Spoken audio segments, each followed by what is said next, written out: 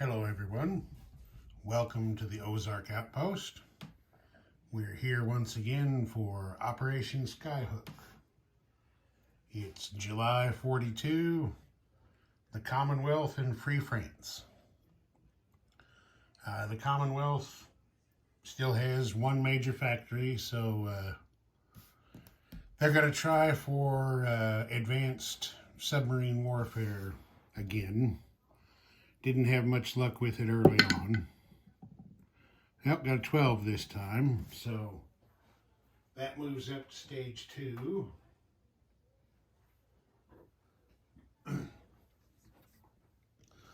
And let's look at the production chart. The British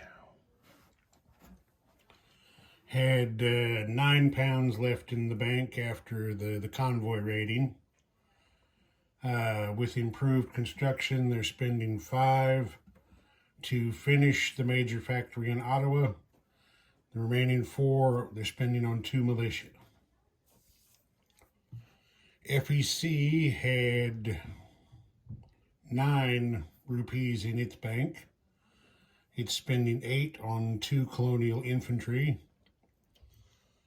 And saving 1. Anzac had $12 in the bank. They're spending 10 on a fighter and saving 2. Canada had 8. They're spending 6 on 2 corvettes. They're -1 each because of improved construction, and they're saving 2. So,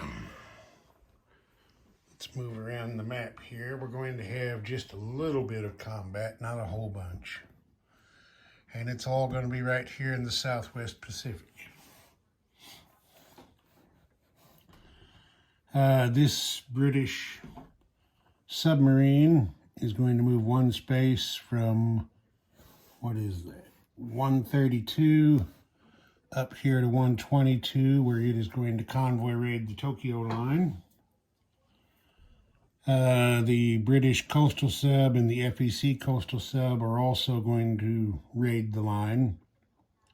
Hopefully between the 3 of them they can do max damage. The Anzac squadron here has 2 transports, which actually the FEC transport is breaking off from the squadron. The rest of it is going to move 2 spaces to 122. I made an error on the last turn with the invasion of West Timor.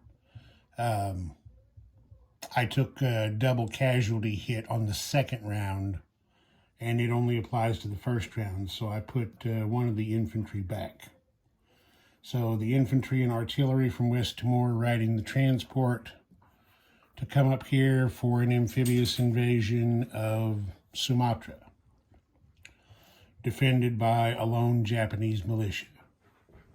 There will be a battle cruiser, a heavy cruiser, and a light cruiser doing shore bombardment. And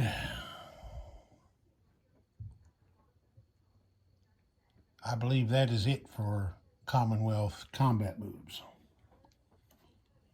So, let's come over here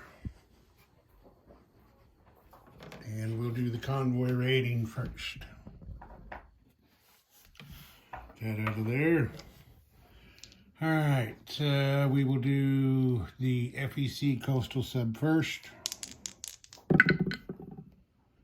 Okay, that's nothing. Now we'll do the British coastal sub. Okay, that's +1 makes 5 and 4. That's 1 damage. Now the British fleet sub. And that's no damage there. So, geez.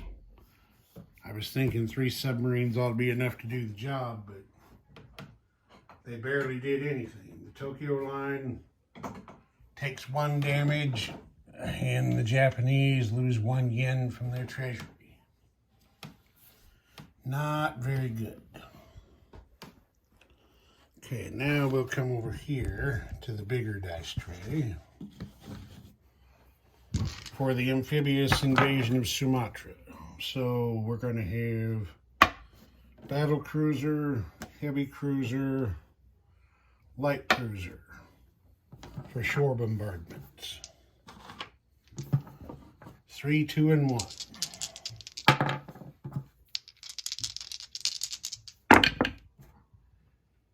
And we got the hit with the battle cruiser. So it's a walk-on invasion.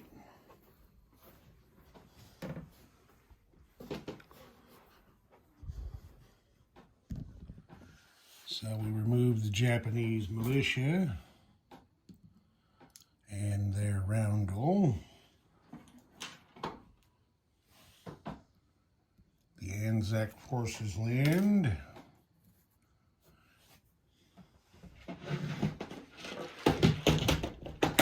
We'll let them officially take possession of the island there. And then that's going to be Anzac up to and Japan down to. So that's moving Anzac up to $11 and Japan down to 29, I think, but that may not be correct. That's Mark's thing to keep track of. All right, that's it for combat. I'll get non-combat set up. All right, I've got the non-combat set up here. Just a bit more there. Now we're all, I think we can see everything. Okay, these 2 Anzac submarines from C-Zone 132 are going 1, 2, 3 spaces up here to C-Zone 89. They're going to hang out off Formosa. This FEC transport in 133 is going 1, 2 spaces to C-Zone 135. The Anzac destroyer in 125 is going 1, 2 spaces into 135 as well to act as escort. And that's it for non-combat on this side. As long as I'm here, I'm going to go ahead and do place units so I don't have to come back over here again to do it. So the Anzac fighter goes in Sydney. 1 FEC Colonial Infantry is going into Bengal.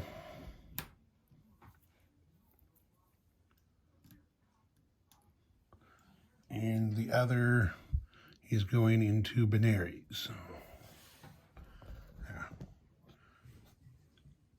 1 in Benares, 1 in Bengal. So Bengal now has 2 colonial infantry, 1 Gurkha, 1 militia. Benares has 1 colonial infantry and 3 Gurkhas. All right, now we'll come over here for the rest of our non-combats. And I think that shows everything rather nicely. Okay.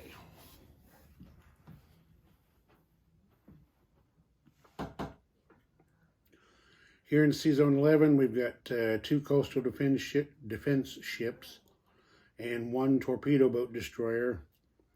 They're going to come 1, 2 spaces around here. They still have a port bonus from Scotland. I asked Hambone, and he said this coastal sub here in C-Zone 3 is not going to engage them as they come by. So these guys move over here.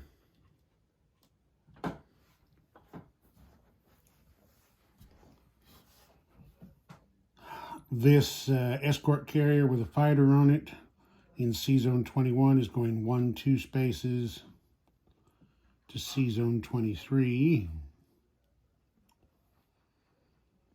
This fighter from Ottawa is flying out to this escort carrier in C-Zone 21.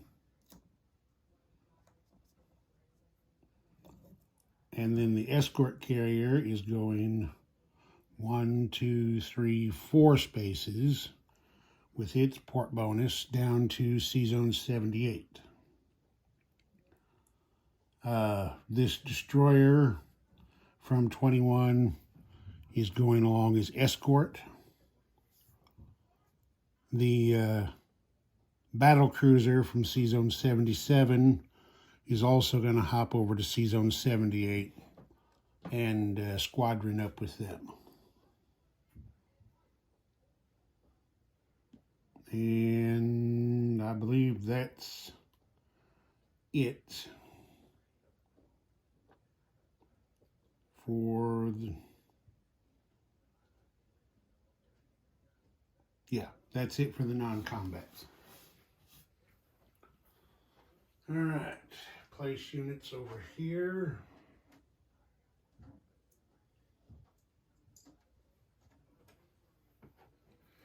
The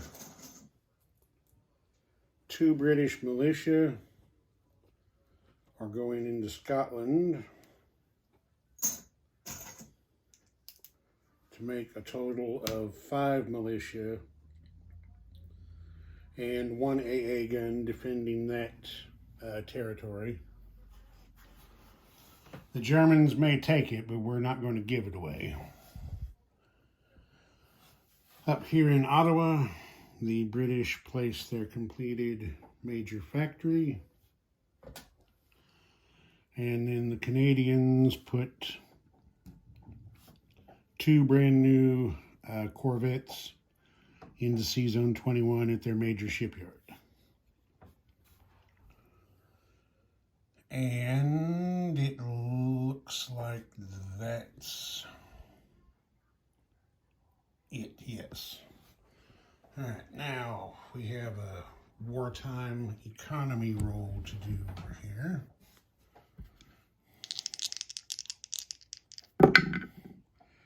There's a 9.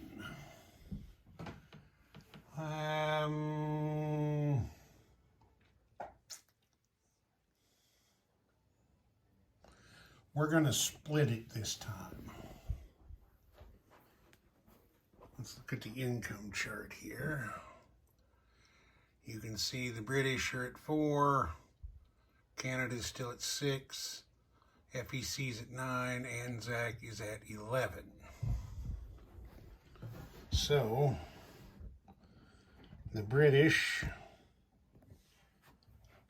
get their 4 plus, we're assigning them 6 pounds from the die roll, leaving 3. FEC collects 9, no bonuses for the British.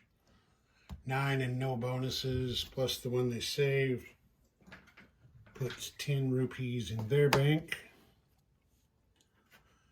ANZAC collects 11, plus the 2 they saved makes 13, plus they get their wartime bonus of 2 makes 15, and we're going to assign them the other $3 of the die roll. So that's going to make, I believe that's $18 in their bank. Yeah, I did that right, didn't I? 11 plus 2 is 13, plus 2 is 15, plus 3 is 18, yes. 18 in their bank. Canada collects 6 plus the 2 they saved. Puts 8 in their bank once again. Alright, I'll do something with France. Okay, the French had 4 francs in the bank. They spent 3 on an infantry and saved 1. They're not doing any combat or non-combat. So, as long as we're right here, we're going to go on and collect the income. They get 2. Onto the one they saved makes 3. And they're going to place their infantry in Abyssinia, which will change that to a green chip. So Abyssinia now has 4 infantry and 3 militia.